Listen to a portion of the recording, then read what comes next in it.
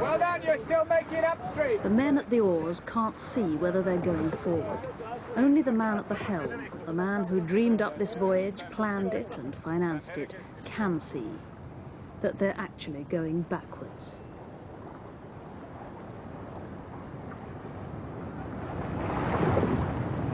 Come on now, get it together. It's very ragged.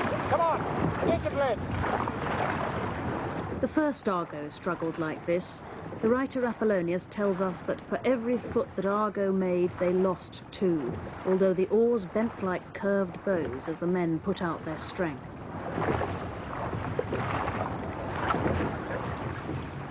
Well, we've got about a quarter of a mile going up on this side. We've got a good shelter from the wind. Take it easy for that length of time. Move her up gently. A swirl of countercurrent is helping, but this is the dreaded Bebek Narrows. Kandilli Kız Kulesi. Kız Kulesi şimdi Argo Bebek koyunda yanaşıyor. Argo bu kolejin önüne. In the first set of eddies, well done, go for it. Keep it up. Go for it. Go for it. Go for it. Go for it.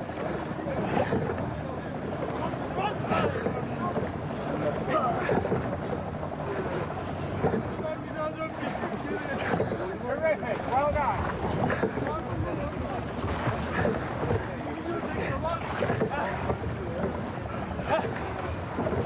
Keep it up.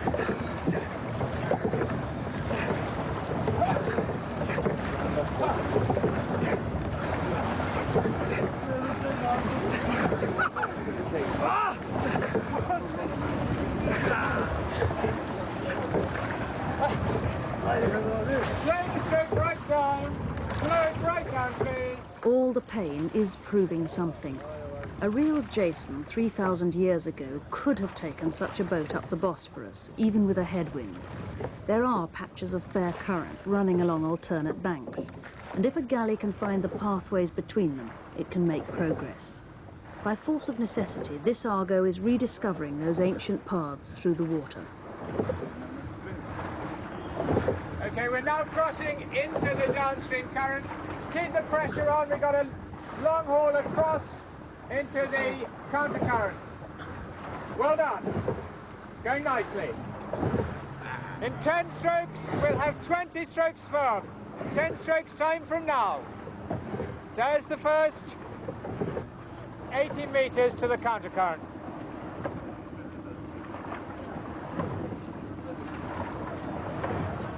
Seventh, 8th.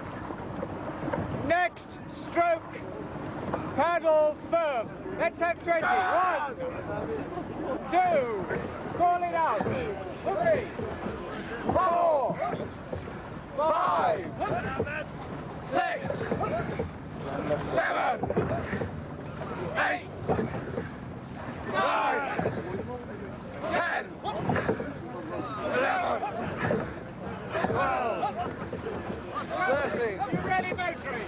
14, 15, 16, 17, 18, 19, 20. Right, wind it down, medium pressure. Well done. It's quite a lot of waves and wash out there now. Extremely choppy. Concentrate on the timing. One last corner to cut, and they will have broken the back of it. Right, now let's have some pressure on. If we can get round this corner, we'll have saved ourselves about a mile of rowing. Right, we've got about 200 meters until we can get into relatively calm water. Pick it up, keep it going, concentrate on the job. Timing. In, out, in, out, in, out. That's it. Because of the north wind, it's extremely probable that there's a heavy swell still running into the northern end of the Bosphorus, and I do not propose to take the boat out into that swell. It's taken 2 days, but the Black Sea is now at last open to the Argo. Another 600 miles along it lies the ancient kingdom of Colchis, where Jason found the Golden Fleece. But it isn't a kindly piece of water. You can see why they call it the inhospitable sea in the Greek days. Yes. Down there, if you're coming this way, the last decent shelter we could have expected was out at Garipche Point, but today, absolutely no chance. Horrid, just plain horrid. Forecast isn't too clever either for tomorrow. What sort of swell is this? How many feet would you say? Just too much of a swell. I mean, that's all there is to it. And look, you know, where it's breaking over there. And all this stuff is just getting funneled straight down the Bosphorus, so that the current must be approaching its maximum. What worries me is whether even tomorrow we're going to have enough oarsmen to be able to come up against this current. Even if the wind drops, it's going to be whistling down there. And look out there. When we get out there, it's going to test whether it's a seaworthy boat or not. But I don't know. If this was coming from the west, I'd still sail in it, going towards Georgia.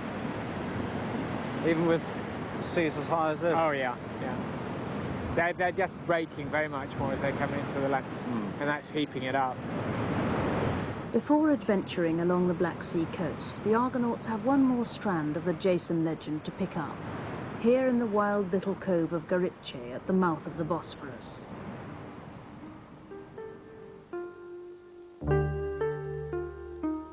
Here Jason found the blind king, Phineus, who had the power of prophecy.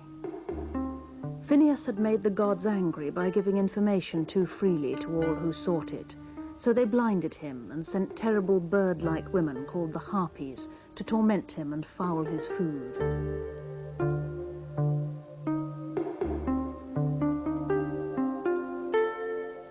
Old Phineus, so Apollonius tells us, crept to the door on withered feet and fainted when he heard the men, the flower of Greek chivalry, coming from their ship. He had foreseen that 2 sons of the North Wind would save him from the Harpies, Zetes and Calais, both in Argo's crew. And they did save him, chasing the foul birds away forever, while the other Argonauts tenderly washed and fed the old man and listened to his prophecies.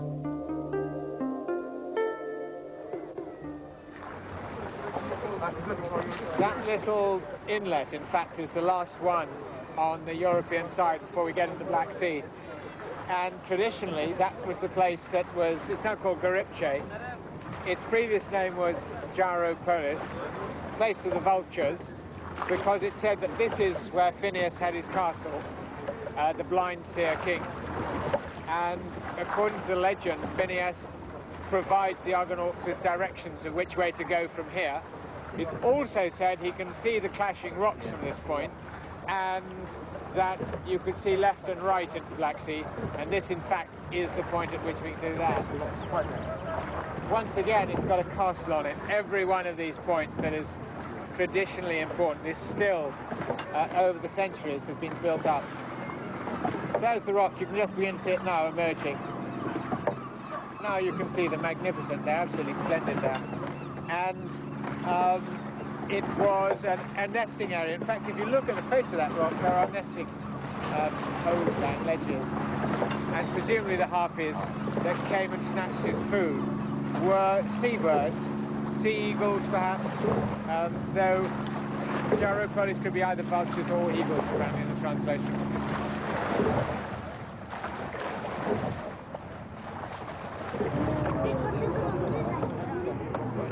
It's time for the extra Turkish oarsmen to go home and tell their families forever how they rowed against the mighty Bosphorus and won.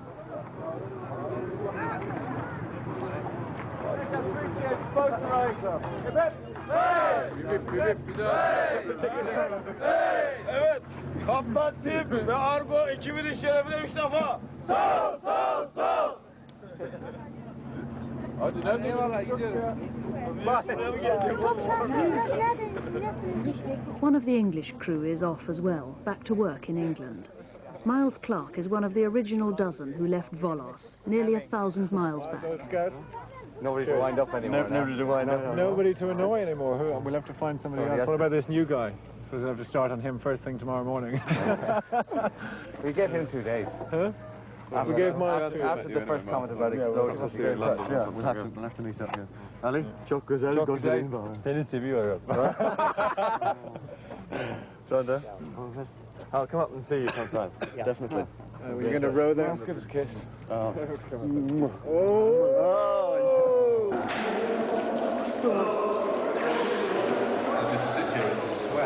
There's also a chance to overhaul the boat's human engines before the next effort. The Turks know how to organise a bath. How long have we been in here now, Pete?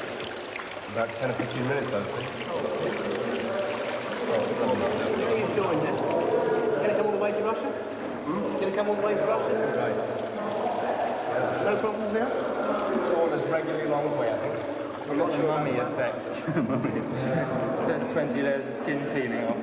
Oh, that's all right. No problem. It's only What's that called? That's nice. Oh. That's quite pleasant. That's okay, that is, isn't it?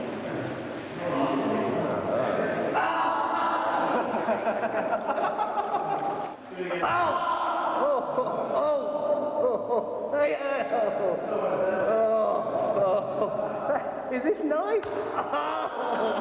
Go on, Tim. It's only pain.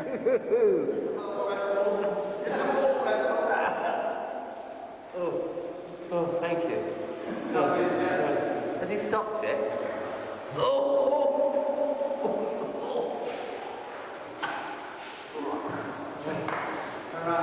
Finished? That was very good.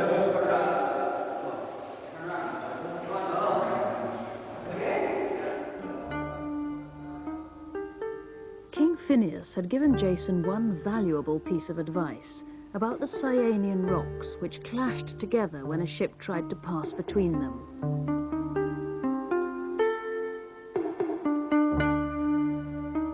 He told them to release a dove to fly ahead of them between the rocks. If it was safe, so would they be. The dove escaped with only the loss of its tail feathers, and Argo then rode through the gap, pushed by the goddess Athene. The clashing rocks only succeeded in breaking the ornament on the ship's stern. And from that day forward, the two rocks fused into one, no longer a danger to any vessel. And here it is, perhaps, two rocks in one, topped by a Roman landmark erected 1,000 years after Jason. The origin of the clashing rocks has been debated. Some even say they were stray icebergs. Tim Severin believes that Apollonius' description of the ship struggling between the rocks and being suddenly pushed through by the goddess is a metaphor for the whole experience of passing the Bosphorus currents. The Roman pillar is just an extra clue. You've got the sockets for the next bit. Can you give me a date on this, Ali? Yes. 1st century AD. From Caligula. Do you think this was actually here originally, or has been put here more recently? No. Original, yes. And where would it have been? Maybe over there, slightly further? Is that the base, maybe? It was there, about a few yards away. Yeah, it's possible. Maybe they moved it from there to here. As far as I'm concerned, though, this answers that problem about whether there was a clashing rock on each side. When the ships came through, they were supposed to smash together. And a lot of the commentaries have said that they then came apart after an Argo went through, and from that moment they fixed on each side. Yes. And people have wondered why there wasn't another rock, independent of the land, on the other side, and why it's so broad here. It seems illogical. In fact, the clashing rocks are these ones that we're standing on now. It has to be those.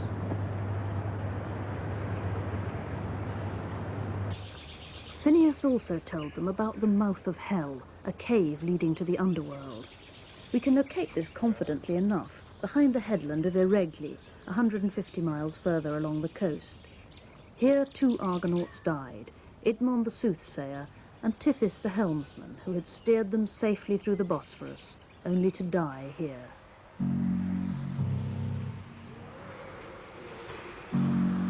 You can see why they thought it was the entrance to hell.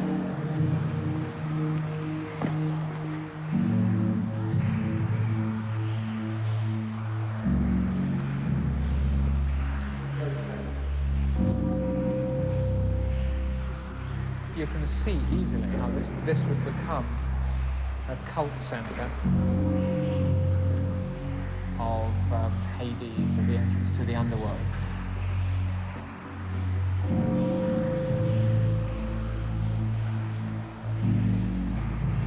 But this is meant to be the place where Hercules came down and took the dog Cerberus and took it up above as one of his labours. But with the Argonauts, it links across because they say that this was the place where they came with their ships. And perhaps it's significant, what do you think, Mark, that two of them died here, that this is near the entrance to hell, that Tiphys, the helmsman, dies, and also Idmon, who is one of the men who's a prophet, one of the Argonauts who can see into the future, and he dies here. He's killed by the wild boar, what the people tell the story. And presumably down in the valley just down here, going down. There are still wild boars around this area, and we go hunting all the time. And in that time, 3,000 years ago, maybe there would be millions and millions, and all place was covered with forest in that time. At the back of the cave, now, what do you have here? Up in there. Well, this was open once upon a time. It was the passage going to the castle. When did you have this rockfall? What caused that? We had an earthquake about 15, 20 years ago. I don't know the exact time. It's close. Well, how far back did this go? Well, it is about 2 kilometers. 2 kilometers? To the castle. When the castle used to surround it with the enemies, they used to come here from there and take water and bring it to the castle.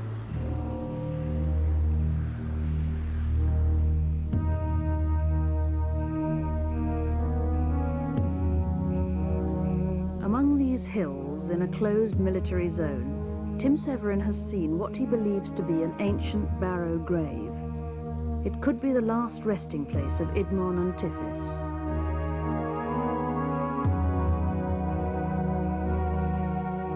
It has never been excavated.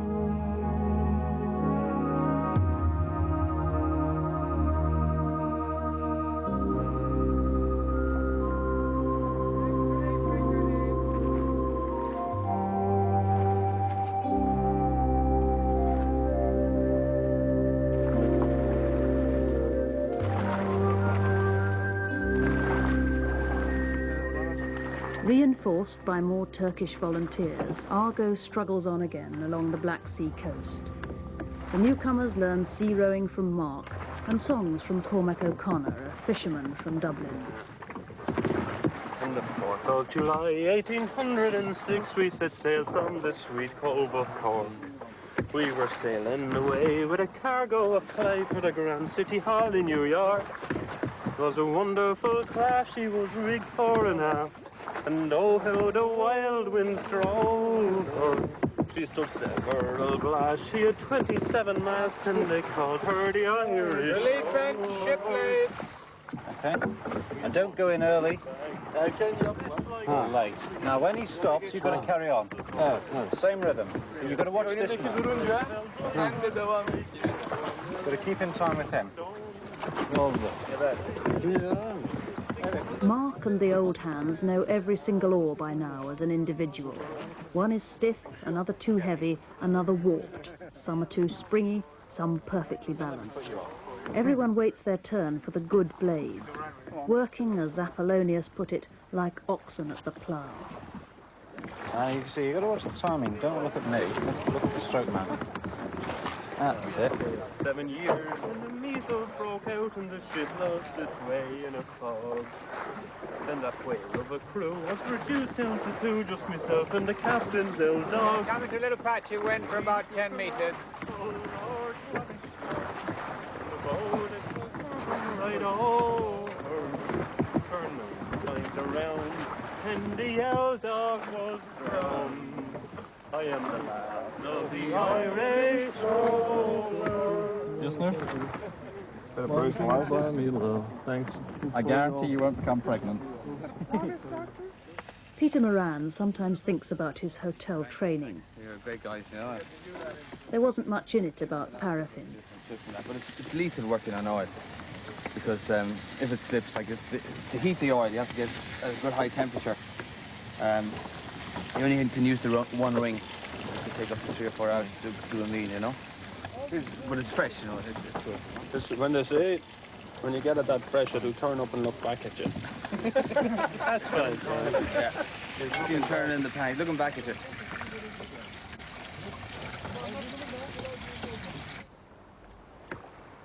Night or day, any favourable wind has to be taken. They keep going. The story of how we met little John. Why are you talking as if you've got... From practicing what you... A bit of dental floss.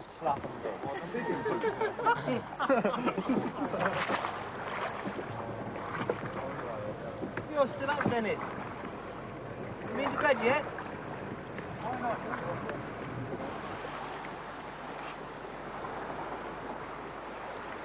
It'd be quite a handy part of the course, in fact, to teach people basic diving. Most of them can't swim. Yes. Most of them say it's only for long in the agony once you're out there. And Well, Frondo can't swim. the majority of the fishermen can't swim. Yeah. I know one lad from Kerry said his father never let him learn how to swim because he said if he couldn't swim, he'd look after his boat better. The weather is getting worse. Argo has yet to be tested in bad weather on an open patch of sea. The danger to a boat without a deck is of a swamping wave. Even under sail, Argo can't always hold her course with her fragile steering oars. One of them has just broken. The ram at the bow is acting as a rudder, pushing the boat straight onto the rocks. They can't row it round.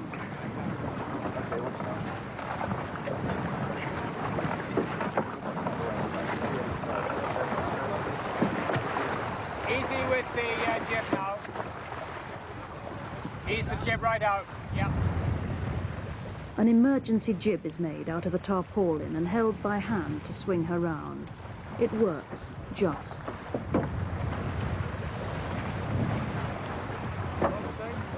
Easy port side, row on firmly starboard side. We're drifting uncomfortably close to this rock wall.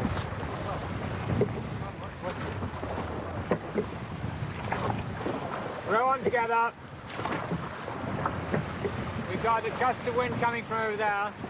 We've got to get through that and drop the anchor. It's an area of about 30 metres with the strong wind.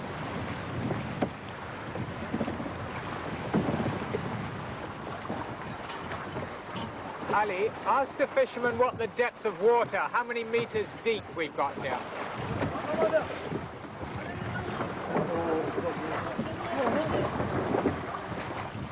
Just keep the coastal line, otherwise you can't go by the roads, by rowing. If you go further away from the land, you can't go by rowing instead.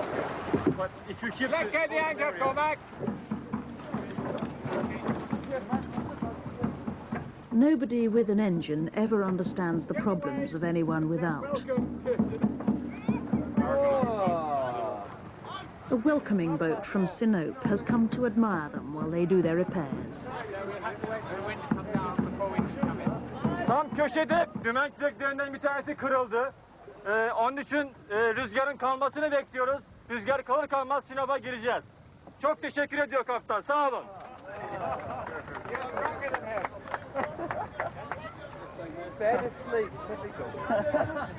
Hello. Hello, Tim. Fine, how are you? Fine, thank you. We broke the rudder just north of here, so we've got to wait till the wind goes down. We need some glue. No, we'll come in and get some timber. But at the moment the ship is half full. It's a bit of floorboarding from the kitchen area. It seems to do the trick quite well. what I intend to do is to put a splint on it of a couple of the planks available, peg it with wooden pegs, and then lash it, if this wood's decent, that is, sideways force from the... Come on the stern again, Tim. Yeah. Can you explain to them that we're doing repairs, we can't have anybody else on board the ship, and they're just getting away. Thank you very much. Uzaklaşın biraz lütfen. But Lütfen. Çok acele. We'll call them up on the radio if we need any more rowers.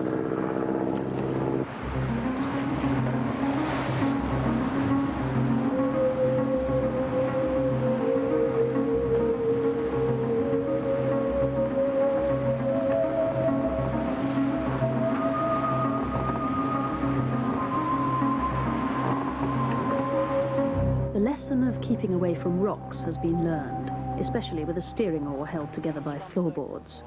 In a gathering storm, the only option has been to get some sea room, and now Argo is lost in a heavy sea.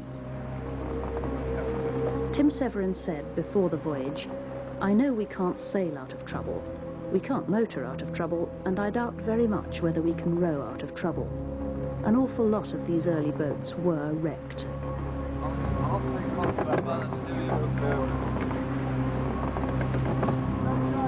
Bırakayım bunları bilsin, ondan sonra geleyim.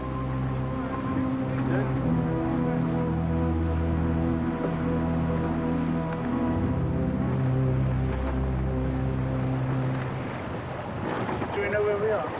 Dave, will you just belt up a minute? Can I get the ship straight?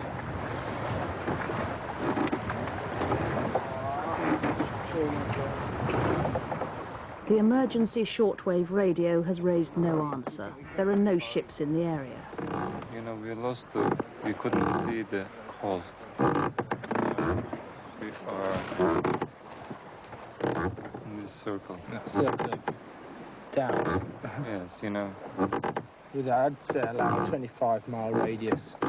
Oh, yes. Yeah. Which is very a huge area, you know. There's no ship's compass because early sailors didn't have them. How are we doing, Tim? Don't know, until we see land.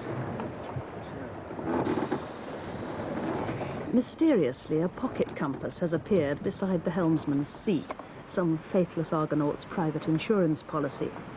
Tim Severin still steers by the stars. His private journal, after 3 days of this, says, "We are being steadily driven northwards. All the Turks are now down with seasickness, huddled in their blankets on the benches like dead men." But sick or not, the crew still have a long row southward to the port of Ordu.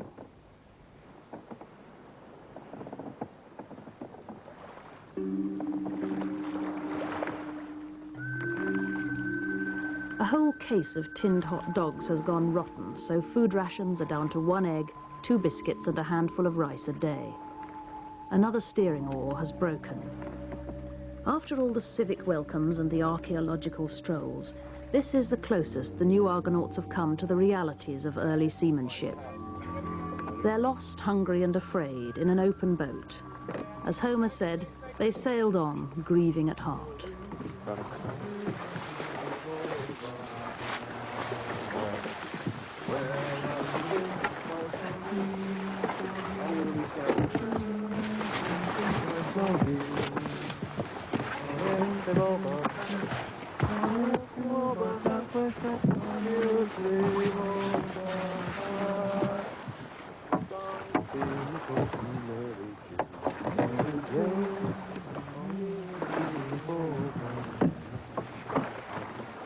Down the golden Mary Jane, down the golden Mary Jane.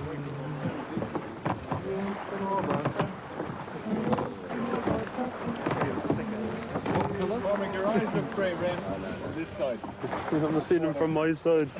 Tell them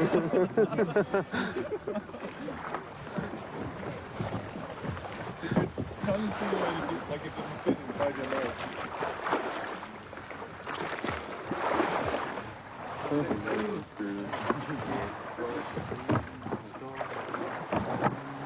He's a man lost from Grimsby Town, from Yarmouth town to Scarborough. Many hundreds more were drowned. Their herring crabs, their trawlers, their fishing smacks as well. They long to fight a bitter night and battle with the swell. Oh, methinks I sees a host of craft spreading their sails a-lee, as down the Humber they did ride, bound for the cold North Sea. Methinks I sees in each small craft a crew with hearts so brave, going out to earn their daily bread upon that restless wave. Standards 3 swords. Time is it? It's 3:30. Yeah, I would have too if he didn't. Listen, if I was at home, my mother'd have me in bed.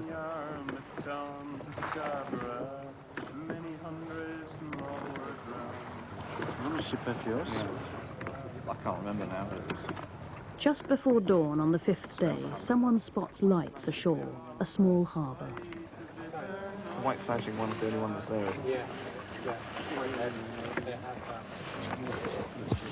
Jetty.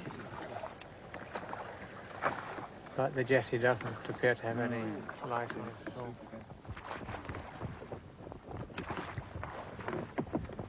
Turkish newspapers have reported them all lost. Now they're found, and there is a formal, scheduled welcome to sail into at the port of Ordu.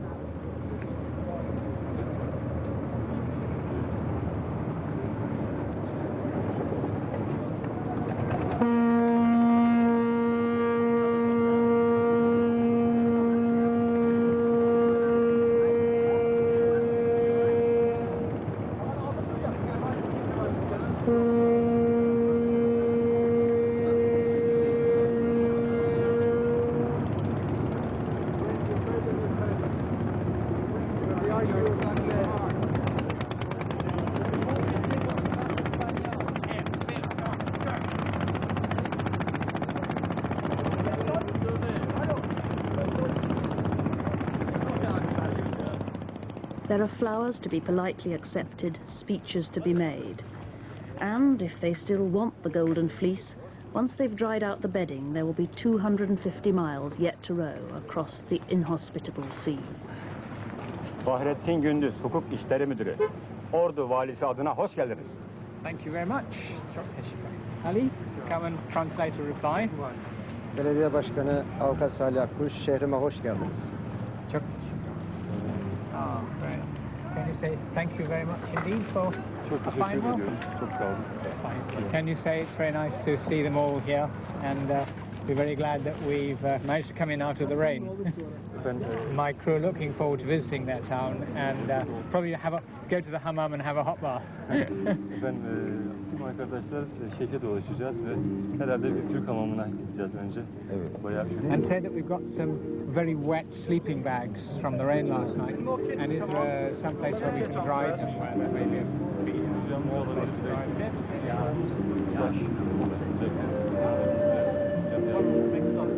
The final leg of this historic voyage is tomorrow at the same time.